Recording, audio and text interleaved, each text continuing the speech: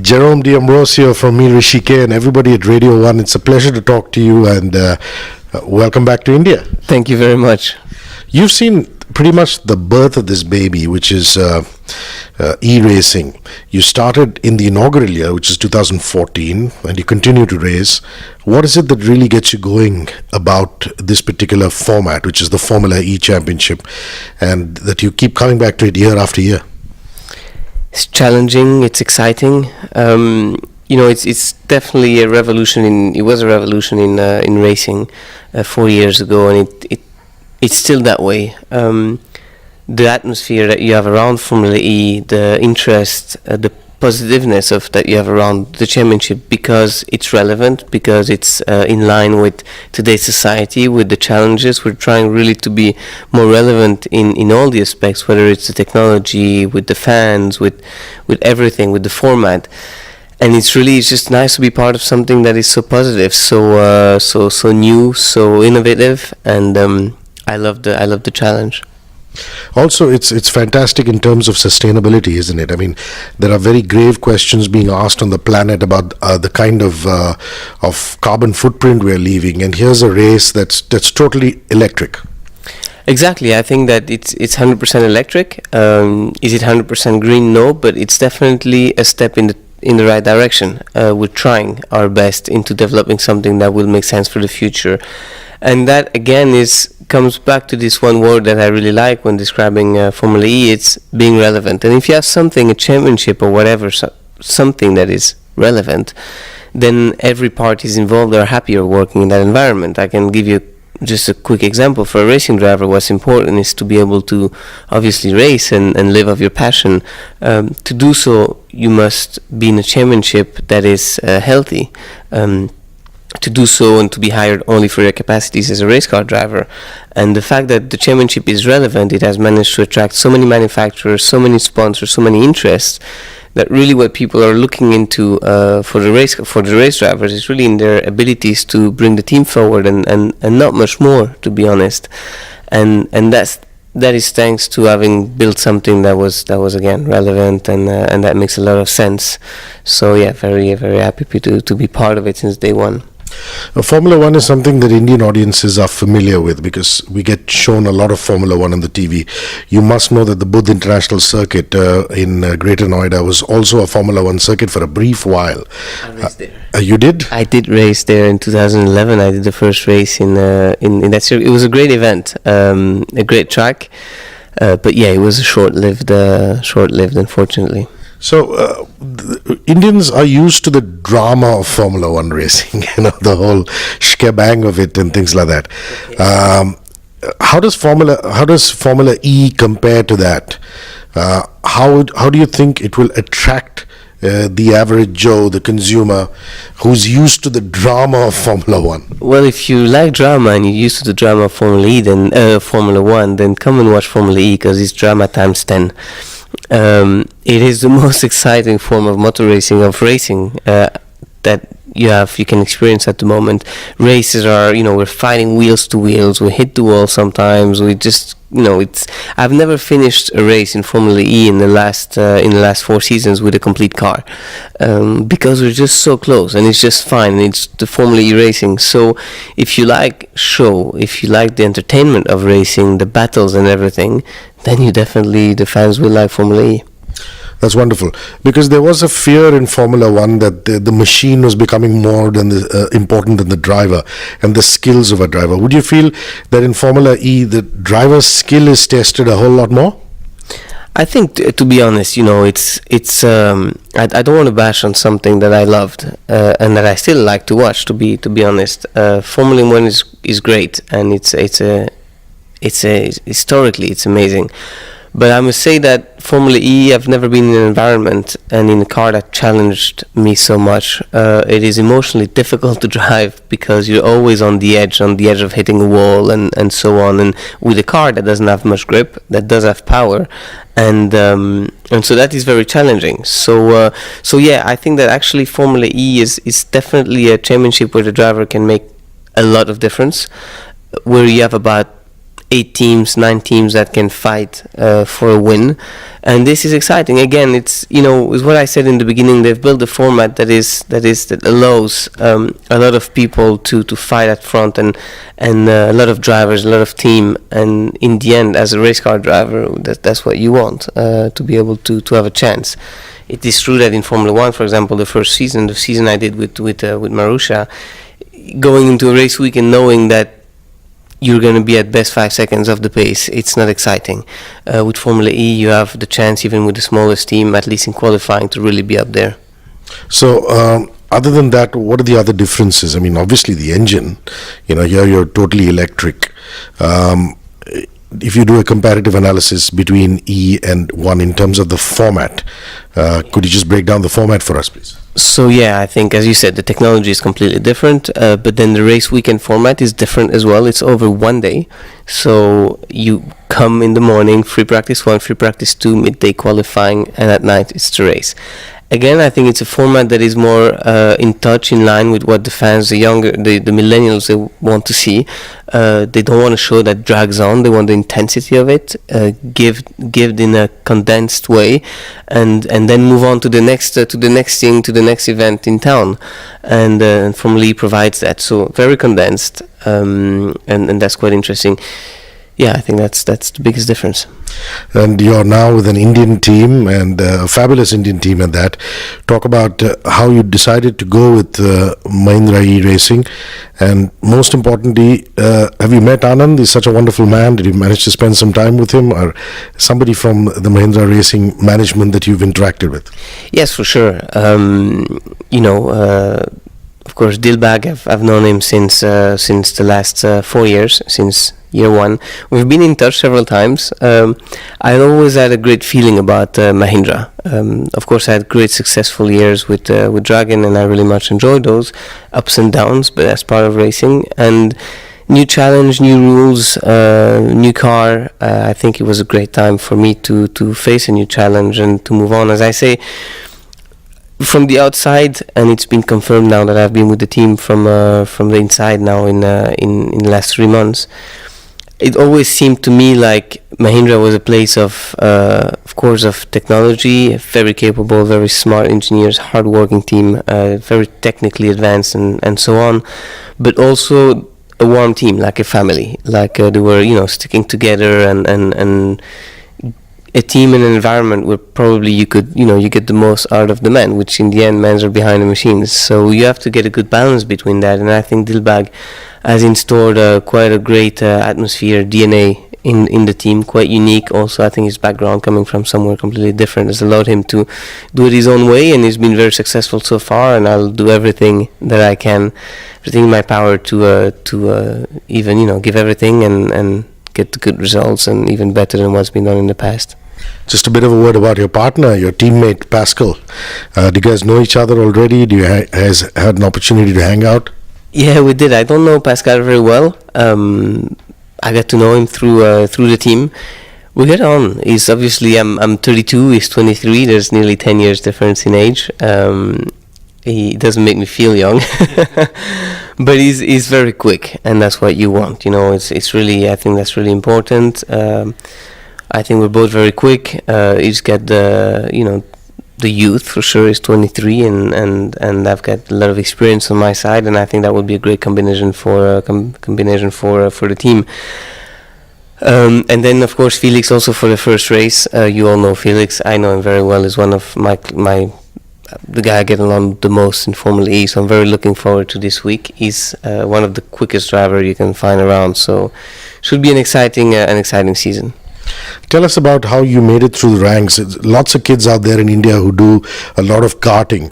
I believe you started your journey in karting and then you moved up, and then we know that you raced for Marussia in the Formula One. You also, I believe, were a reserve driver for Lotus. Yeah, so just take us through your career. Yeah, so basically I started when I was 7 go-karting until I was 16, so moved up through the ranks. When I was 16 I won the World Championship in go-karts, so that allowed me to go to car racing in Formula Renault, which I won, then another Formula Renault Championship, and then Formula Master, which is type of Formula 3, then GP2. Then Formula 1 was definitely a dream come true. I had one season with Marussia, and moved on with Lotus for 2 seasons as a test driver. Did one last Grand Prix in Monza. I enjoyed that very much. And yes, I mean, I'm very lucky. I've done, the only advice I can give, or the thing I can say is, passion. If you're passionate enough and you keep on working, even when tougher moments hit you, or when the good moments, you're living the good moments, still keep on the hard work to even try to get better. That is what allowed me to have a career that I really look back at the moment. Look back at what I've done up to now, and I'm very grateful for that, and I'm looking forward to do even better in the coming years. Jerome, have you caught up with the Indian boys? Managed to exchange some words with them? Narain Karthikeyan was part of the Formula One circuit. Karun is now a commentator. He's doing very well on the commentary. So do you bump into Karun or Narain on the circuit anytime? I haven't bumped. So Narain is even an older generation compared to me. So I've bumped into him a couple of times, but not that much. Karun, on the other side, I've known him quite well. He was in the beginning of Formula E as well. He moved on to being more of an ambassador for one of the brands, I think, and commenting. Last time I bumped him was, I think, a couple of months ago in Monaco. But there's a good community, There's a lot of, we all respect each other. We've all done the same job and put ourselves on the line out there. So a few. But Karun, I shared quite a lot of experience with him through the ranks. Do you have Indian fans who interact with you on Instagram or Twitter and say, hey Jerome, wonderful that you're with an Indian team. So what about your Indian fans? Yeah, definitely. I had a few, I guess, back from Formula One, but in the last 3 months it has increased quite a lot. I've had a few messages. Yesterday I posted a picture that obviously I was on my way to Mumbai. I had a few messages, come visit us, come see us, we want to see, so a lot of interaction. I think it's great, you have so many people here and very enthusiastic people. So I think also naturally very tech savvy and people that are interested in technology and so on. So I've had a few more, and I'm interacting more with Indians, definitely. Well, obviously the idea is also to try and promote the sport. So where can one watch Formula E, Jerome? Would you give that out? Is there a YouTube channel that people can go on? Yeah, definitely online, stream it. I mean, it's very well broadcasted online, and this is something that's very accessible to anyone.